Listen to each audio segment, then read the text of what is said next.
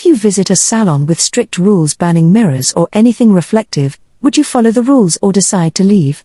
Let's find out in Auntie Nundi's story.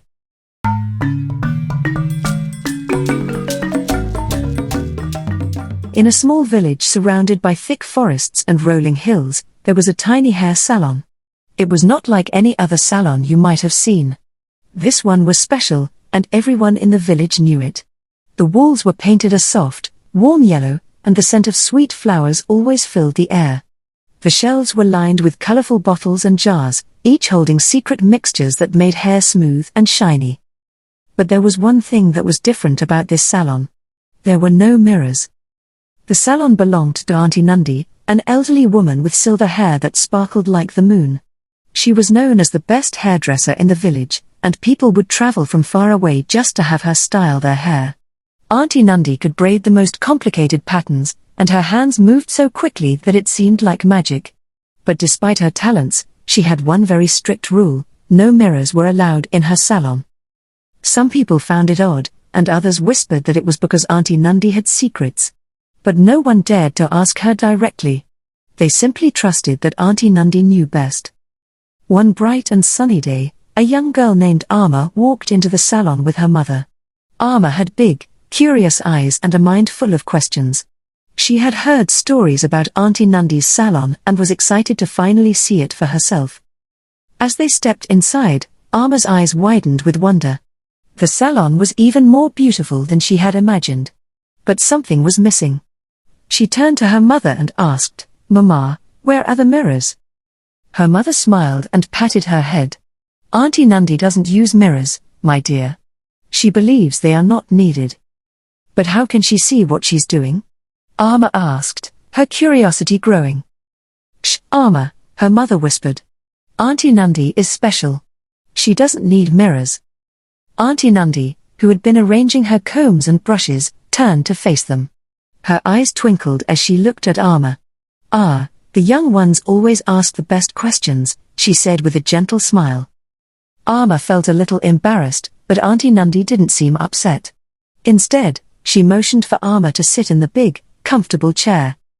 "Let me tell you a story," Auntie Nundi began as she gently combed Alma's hair. "A long time ago, this salon was filled with mirrors. Big ones, small ones, all kinds of mirrors. But one day, something happened that made me put them all away." Alma's eyes grew even wider. "What happened, Auntie?" Auntie Nundi paused for a moment, her expression becoming serious. "You see, mirrors are not just ordinary objects. They can show you things that aren't really there. Sometimes, they can even trap things that do not belong in our world." Alma shivered at the thought. "Like what?" Auntie Nundi didn't answer right away. She carefully parted Alma's hair and began to braid it, her hands moving gracefully. "Like spirits," she finally said in a hushed tone. "Spirits that are up to no good." Alma's heart raced.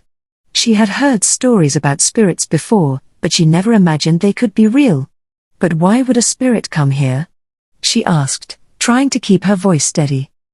Auntie Nundi finished the braid and looked at Alma in the reflection of the polished metal comb she held. "That, my dear, is a story for another day. Just remember, not everything is as it seems. And sometimes, the things we can't see are the most dangerous of all." As Alma and her mother left the salon, Alma couldn't stop thinking about what Auntie Nundi had said. She knew there was more to the story, and she was determined to find out what it was. But little did she know, her curiosity would soon lead her into a mystery far greater than she could have ever imagined. Alma couldn't shake the feeling that there was something Auntie Nundi wasn't telling her. The idea of a spirit trapped in a mirror was both thrilling and terrifying. She wanted to know more, but how could she ask without seeming too nosy? She decided to visit the salon again, this time alone. The next day, Alma woke up early, excited and a little nervous. She told her mother she was going to visit a friend, but her real plan was to go back to Auntie Nundi's salon. As she approached the salon, the familiar scent of sweet flowers filled the air, but there was something else too, a feeling that made her skin tingle, like when you know someone is watching you. She hesitated at the door, but then she remembered Auntie Nundi's kind smile and how gentle she had been the day before. Gathering her courage, Alma pushed the door open and stepped inside. To her surprise, the salon was empty. Auntie Nundy was nowhere to be seen. Alma looked around, admiring the colorful bottles and jars on the shelves. She wondered what each one did. Maybe one of them held a potion that could show her the spirit Auntie Nundy had mentioned. Suddenly, the door creaked open, and a woman stepped in. Alma quickly recognized her. It was Mrs. Osei, one of the village's wealthiest women. She was tall and always dressed in the finest clothes. Today, she wore a beautiful purple dress that shimmered in the light. Mrs. Osei looked down at Alma with a mixture of surprise and amusement. "Well, hello there, little one. What brings you here so early?" Alma shuffled her feet nervously. I wanted to see Auntie Nundy," she stammered. Mrs. Osei smiled. "She's probably in the back. She'll be out soon." She sat down in one of the chairs and began flipping through a magazine she had brought with her. Alma sat in the chair next to her, trying to appear calm. But inside, her heart was racing.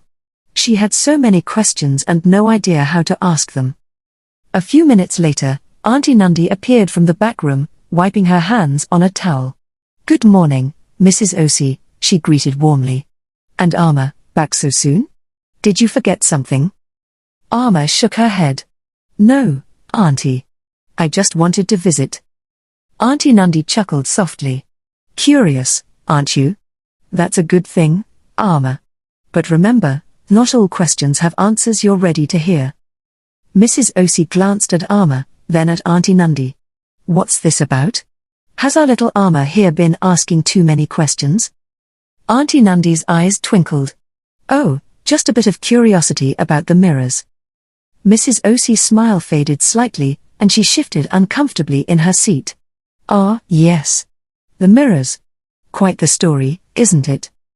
Alma's ears perked up. "You know about the mirrors too?" Mrs. Osei hesitated, then nodded. "Everyone in the village knows, but we don't talk about it much.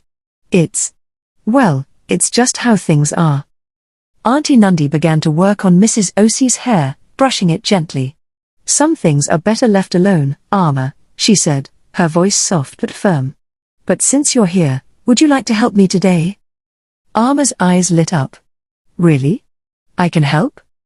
"Of course," Auntie Nundy replied with a smile. "You have quick hands. I can show you how to braid." As Auntie Nundy started to braid Mrs. Osei's hair, she explained each step to Alma. The more Alma learned, the more she realized how much skill it took to be a good hairdresser. But as she focused on the braiding, her thoughts kept drifting back to the mirrors and the spirit Auntie Nundy had mentioned. After a while, Mrs. Osei's hair was finished. She looked at herself in the polished surface of a comb and smiled. "Thank you, Auntie. You always do such wonderful work." Auntie Nundy nodded, but her expression was distant, as if she were thinking about something far away. "Take care, Mrs. Osei," she said as the woman left the salon.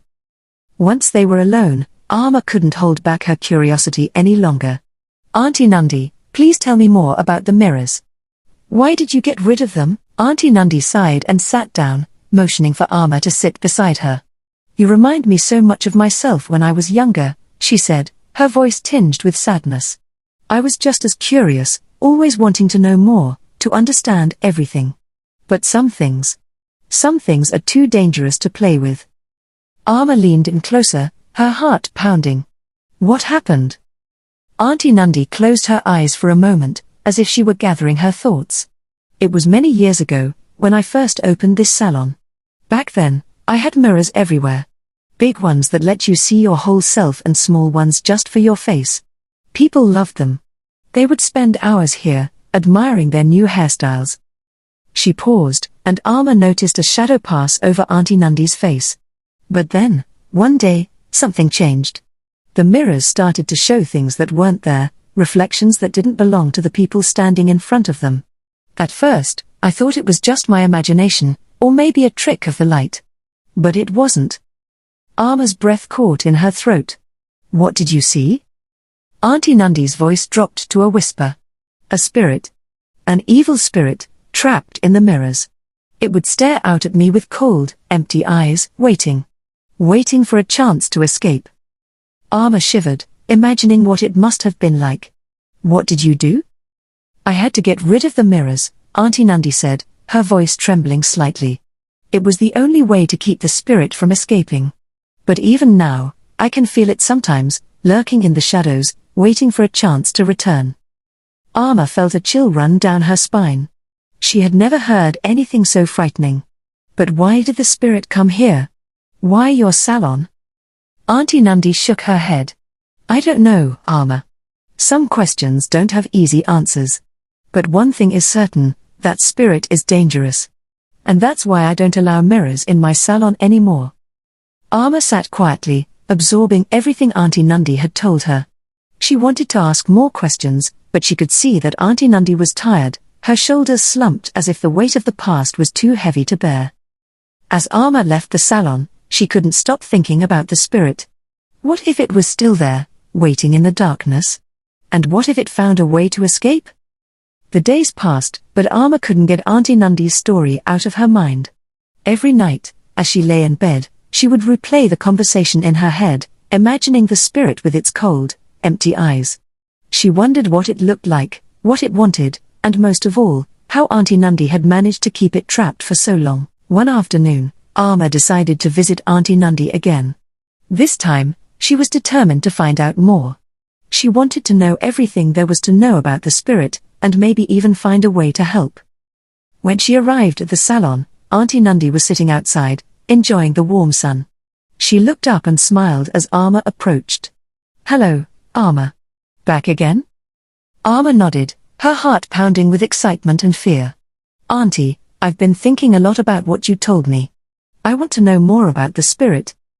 Auntie Nandi's smile faded, and she sighed deeply. Alma, I appreciate your curiosity, but some things are better left alone. The spirit is dangerous, and I don't want you to get hurt. But Auntie, Alma insisted, I want to help. Maybe there's something we can do to get rid of it for good. Auntie Nandi shook her head. It's not that simple, Alma. The spirit is powerful, and it's been trapped for a long time. If it escapes, it could cause a lot of harm. Alma frowned, feeling frustrated. But there must be something we can do. We can't just let it stay there, waiting for a chance to escape. Auntie Nandi looked at Alma with a mixture of sadness and concern. I understand how you feel, Alma. But you must promise me that you won't try to do anything on your own. The spirit is cunning, and it will try to trick you. You have to be very careful. Alma nodded, though she wasn't entirely sure she could keep that promise. Her curiosity was too strong, and she knew that she wouldn't be able to rest until she found out more. Auntie Nandi seemed to sense Alma's determination, and she sighed again. All right, Alma. I'll tell you more, but you must listen carefully and do exactly as I say. Alma's heart raced with anticipation. I promise, Auntie. I'll do whatever you say. Auntie Nandi motioned for Alma to sit down beside her. The old woman's eyes were serious, and her voice dropped to a whisper, as if she were afraid someone, or something, might overhear. A long time ago, Auntie Nandi began, before I opened this salon, I was just like you, curious and eager to learn. I had just finished my training as a hairdresser and was excited to start my own business. I saved every coin I earned until I could afford this little building. She paused for a moment, as if the memories were both sweet and painful. At first, everything was perfect. I had clients every day, and everyone praised my work. But then, one day, a stranger came to the village. He was tall, with a long, dark cloak that seemed to swallow the light. His face was hidden by a hood, and his voice was as cold as the night. Alma listened intently, hanging on every word. This stranger came into my salon and asked for a haircut. But there was something strange about him, something that made the hair on the back of my neck stand up. I didn't want to turn him away, so I agreed to cut his hair. As I worked, I noticed that he never once looked into the mirror in front of him. He just stared straight ahead, his eyes empty and distant. Auntie Nandi's voice trembled slightly as she continued.